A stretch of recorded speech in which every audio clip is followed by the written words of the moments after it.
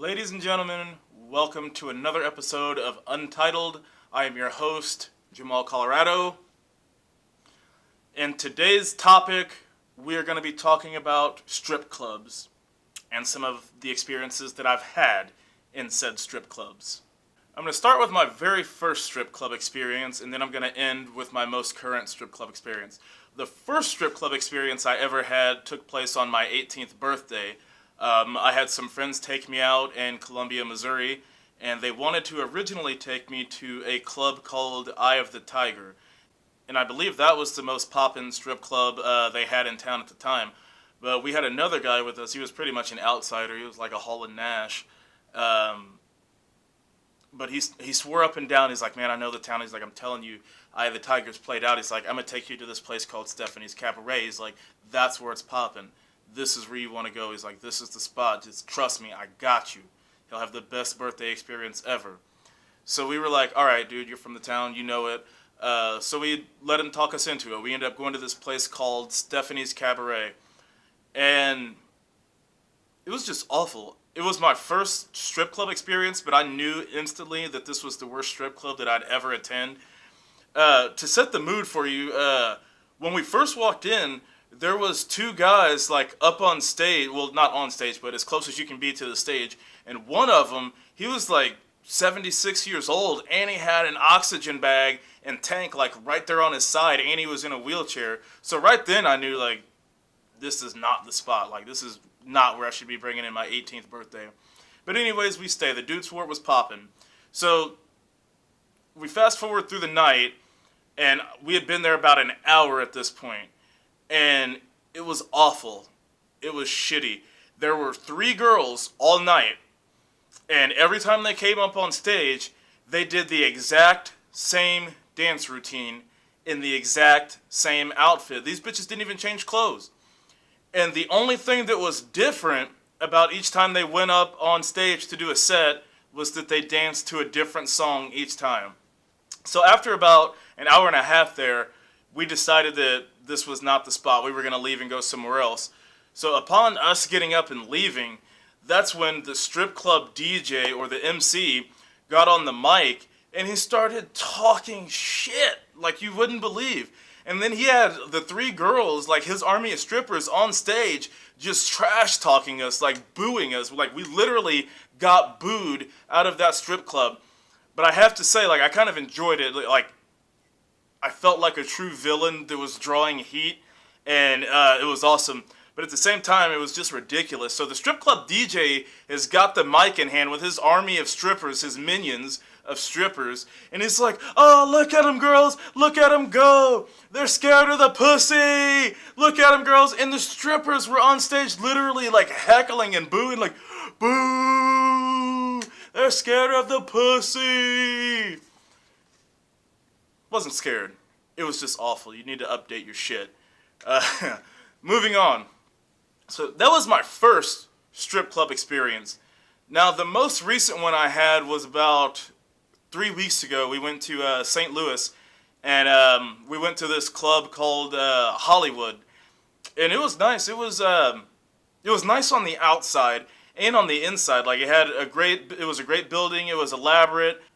However, the employees and everything that followed that just made it seem dirty. The first sign, we go in, we pay our dues to get in. It cost $12 to get in, and I was cool with that. But the coat check girl was pregnant. So that's the first sign off tops. The coat check girl was like 7 months pregnant. And so I paid and get in, and I go to the first stage, and the first dancer, she had 2 C-section scars. Normally, if you have multiple C-sections, they just basically open up your first incision. But whoever did that was a rookie. Like he missed her first scar by about a half an inch. So she had 2 C-section scars. Wow. And there's a new breed of strippers these days. Like these women are pushy as hell. Like they just refuse to take no for an answer. And they're just peddling lap dances. Like I'm trying to enjoy my beer, which I paid $7 for, in peace while I'm watching someone dance. And then here comes this one girl, she just pulls up next to me and just starts chatting my ear off like she really gives a damn who I am and where I'm from. She just wants money. At the end of the day, it's a business. She's a hustler. She's selling ass, really. Like, she's selling ass.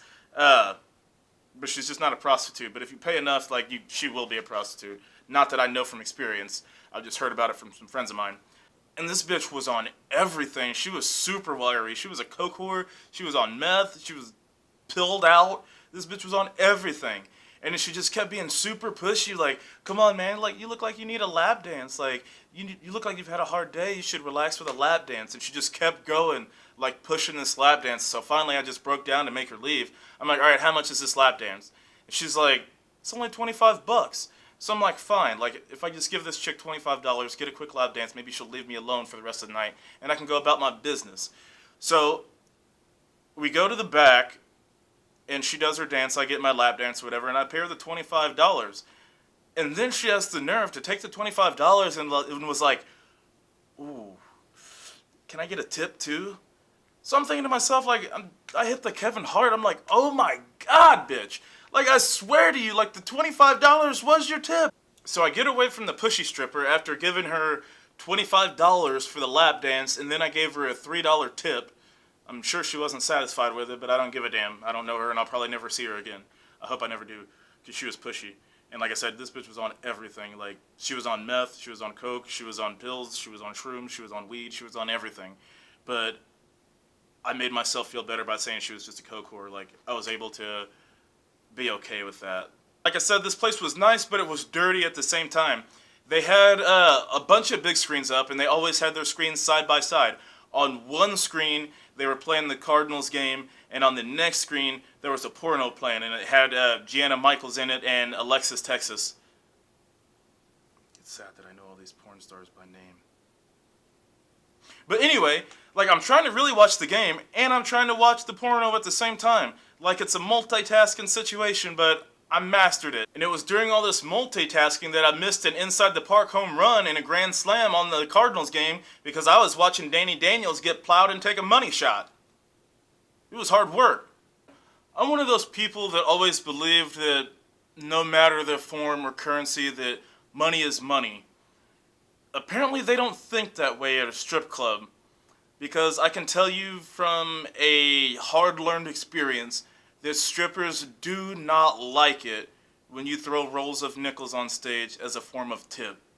And they don't tell you that at the door. There's no sign in the club near the stage. That's just something that you find out the hard way. And believe me, you don't want to find that out. Because these bouncers that they got are fucking jacked. And they pack a punch. I got hit with a hell of a wallop. Ow. Ow. Well, that is all the time I have for today.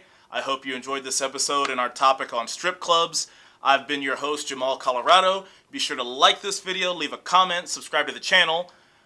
Follow me on Instagram, @MajorMachismo. When this is over, hop over to Carissa Sanchez's page and watch Up Close and Personal with Carissa. And I will see you guys very soon.